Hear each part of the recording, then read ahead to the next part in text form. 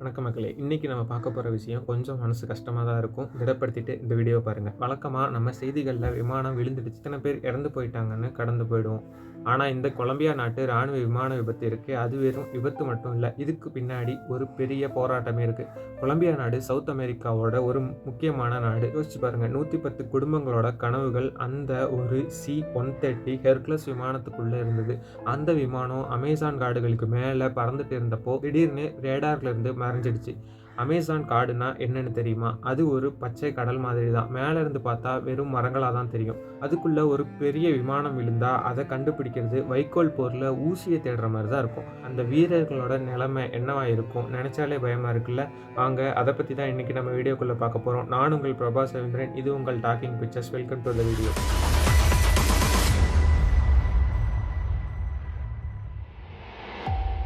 சரி, இப்போ அந்த விமானத்தை பற்றி கொஞ்சம் ஆழமாக பார்ப்போம். ஏன்னா இந்த விமானத்தோட சரித்திரம் தெரிஞ்சால் இந்த விபத்தோட தீவிரம் பற்றி உங்களுக்கு புரியும். இந்த C-130 ஹெர்குலஸ் விமானம் வானத்தோட வேலைக்காரன்னு சொல்லுவாங்க. 1950கள்ல இருந்து அமெரிக்கா இதை பயன்படுத்திட்டு வருது.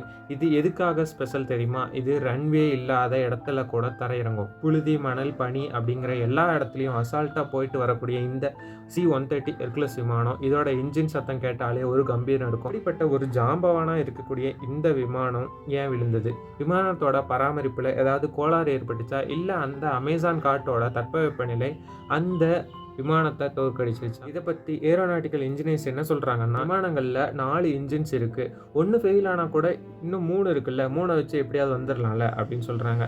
ஆனால் இங்கே ஏதோ ஒன்று பயங்கரமாக நடந்திருக்கு. ஒருவேளை 4 இன்ஜினும் ஃபெயில் ஆகிருக்குமா, இல்லை எரிவாயு கசிவு ஏதாவது ஏற்பட்டு வானத்திலே தீப்பிடிச்சிருக்குமா அப்படிங்கிறது ஒரு பெரிய சந்தேகத்தை கிளப்புது. அமேசான் காடுகள் அப்படின்னாலே ஒரு பெரிய மர்மம் தான். அமேசான் காடுகளை பற்றி நம்ம பேச ஆரம்பித்தா விடிய விடிய பேசலாம். அது ஒரு தனி உலகம். அங்கே மழை பெஞ்சா நிற்காது, வெயில் அடித்தா தாங்காது. அந்த காட்டுக்குள்ளே தான் இந்த 110 வீரர்கள் போயிருக்காங்க. கொலம்பியா நாட்டில் இந்த அமேசான் பகுதி ரொம்பவே ஆபத்தானது. கரில்லா போர் வீரர்கள் நடமாட்டம் அதிகம்னு சொல்லுவாங்க. ஒருவேளை அந்த விமானத்தை யாராவது சுட்டு வீழ்த்திருப்பாங்களோங்கிற சந்தேகமும் ஒரு பக்கம் ஓடிட்டு இருக்கு. ஆனால் ராணுவம் இதை இன்னும் உறுதிப்படுத்தலை. அந்த காட்டுக்குள்ளே இருக்கிற மரங்கள் எல்லாம் 100 அடி டு 150 அடி உயரத்தில் இருக்கும். விமானம் அந்த மரங்கள் மேலே மோதுறப்போ அது அப்படியே சுக்குநூறாக உடையிறதுக்கு அதிக வாய்ப்பு இருக்கு. அந்த புகைப்படத்தில் நீங்கள் பார்க்குற அந்த தீ சாதாரணமான தீ இல்லை. அது பலாயிரம் மீட்டர் ஏவியேஷன் ஃபியூவல் எரிஞ்சிட்டு இருக்கிற காட்சி. அந்த வெப்ப மனுஷங்க தப்பிக்கிறதுங்கிறது ஒரு மிராக்கல் தான். இப்போ ஒரு ஃப்ளைட் கிராஷ் ஆச்சுன்னா உடனே மீட்பு படையினர் போவாங்க இல்லையா, அவங்களோட சவால்களை பற்றி பார்க்கலாம்.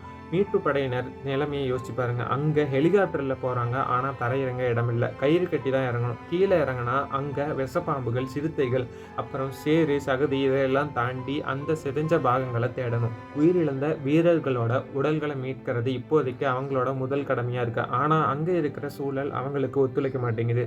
ஒவ்வொரு நிமிஷமும் அங்கே இருக்கிற வானிலை மாறிக்கிட்டே இருக்கு. ராணுவத்தோட கமாண்டோக்கள் இப்போ காட்டுக்குள்ளே இறங்கி தேடுதல் வேட்டையில இருக்காங்க. யோசிச்சு பாருங்க, அந்த 110 பேர்ல பாதி பேர் மேல இளம் வீரர்கள் இப்பதான் ராணுவத்துல சேர்ந்து நாட்டுக்காக சேவை செய்யணும்னு வந்திருக்காங்க.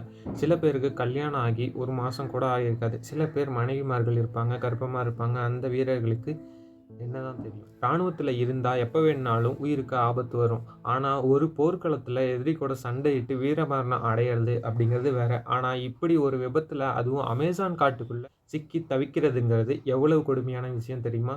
சம்பவம் நடந்த அன்னைக்கு காலையில் 8 மணி இருக்கும். அந்த C-130 ஹெர்குலஸ் விமானம் ரன்வேலிருந்து மெல்ல எழும்புது. உள்ளே இருந்த வீரர்கள் எல்லாரும் ஜாலியாக பேசிகிட்டு இருந்திருப்பாங்க. அடுத்த வாரம் லீவில் ஊருக்கு போகலாம் அப்படி இப்படின்னு நிறைய பேசிகிட்டு இருந்திருப்பாங்க. விமானத்தோட இன்ஜின்லேருந்து ஒரு பயங்கரமான ஒரு சத்தம் வருது. லைட் ஓட்டுற அந்த காக்பிட்டில் ரெட் லைட் ஏரியா ஆரம்பிச்சிருக்கும். மேடே மேடே அப்படிங்கிற கீழே இருக்கிற கண்ட்ரோல் ரூமுக்கு வர்றதுக்கு முன்னாடியே அந்த விமானமானது சாஞ்சிருக்கும். அமேசான் காட்டோட அந்த அடர்த்தியான மரங்கள் மேலே விமானம் மோதுற சத்தம் ஒரு இடி இடித்த மாதிரி இருந்திருக்கும்னு அங்கே இருக்கிற பழங்குடி மக்கள் சொல்கிறாங்க. இந்த விபத்து நடந்த செய்தி டிவியில் ஓட ஆரம்பித்ததும் கொலம்பியா நாட்டில் இருக்கிற இராணுவ தலைமையகத்துக்கு முன்னாடி நூற்றுக்கணக்கான குடும்பங்கள் குவிய ஆரம்பிச்சிட்டாங்க. என் பையன் அந்த விமானத்தில் தான் போனான், அவன் உயிரோடு இருக்கானா, என்னோட ஹஸ்பண்ட் ஃபோன் பண்ணால் எடுக்கவே மாட்டேங்கிறாரு அப்படின்னு சொல்லிட்டு சில பேர் அழுகிறதையும் நம்மளால் அங்கே பார்க்க முடியுது. இன்னொரு பக்கம் அந்த 110 பேரில் சில உயர் அதிகாரிகள் இருந்திருக்காங்க. அவங்க ஒரு முக்கியமான இராணுவ ரகசிய மிஷனுக்காக போயிட்டு இருந்ததா ஒரு தகவல் கசிஞ்சிருக்கு. ஒருவேளை அதனால தான் அந்த விபத்து நடந்திருக்கும். ஏன்னா அமேசான் காடுங்கிறது வெறும் காடு இல்லை, அது பல சட்டவிரோத கும்பல்களோட கூடாரம். அவங்க கிட்ட இருக்கிற அதிநவீன ஏவுகணைகள், அதாவது மிசைல்ஸ் மூலமா அந்த விமானத்தை குறி வச்சிருக்க வாய்ப்பு இருக்கா அப்படிங்கிற டவுட்டும் எழுது. அப்படி இருந்தால் அது விபத்து இல்லை, அது ஒரு திட்டமிட்ட கொலையாக கருதப்படும். நம்ம முன்னாடியே சொன்ன மாதிரி C-130 ஒரு மாபெரும் விமானம் தான். ஆனா, அதுக்கும் சில பலவீனங்கள் இருக்கு. இந்த ரக விமானங்கள்ல மெட்டல் ஃபெட்டிக் அப்படிங்கிற ஒரு பிரச்சனை வரும். அதாவது ரொம்ப வருஷம் பழமையான விமானங்கள்ல அந்த இரும்பு பாகங்கள்ல கண்ணுக்கு தெரியாத விரிசல் விழும். கொலம்பியா ராணுவம் பயன்படுத்துற இந்த விமானம் எத்தனையோ வருஷம் பழசு தெரியுமா? கிட்டத்தட்ட 25 வருஷத்துக்கு மேல ஆகுதுன்னு தான் சொல்றாங்க. பழைய வண்டிய வச்சுட்டு ஏன் இவ்வளவு தூரம் அனுப்புனீங்க அப்படின்னு அங்க இருக்கிற உள்நாட்டுல சில எதிர்க்கட்சிகள் கேள்வி எழுப்ப ஆரம்பிச்சுட்டாங்க. ஒருவேளை ராணுவ பட்ஜெட்ல ஊழல் நடந்திருக்கலாம். சரியான ஸ்பேர் பார்ட்ஸ் போடாம வீரர்களோட உயிரை இப்படி பணயம் வச்சிருக்காங்களோன்னு ஒரு சந்தேகம் எழும்புது. அடுத்த கட்டமா என்ன அப்படின்னு பார்த்தோம்னா, இப்போதைக்கு பிளாக் பாக்ஸையே இன்னும் தேடிட்டு தான் இருக்காங்க. ஏன்னா அமேசான் காட்டுக்குள்ள அவ்வளோ சீக்கிரம் போக முடியாது.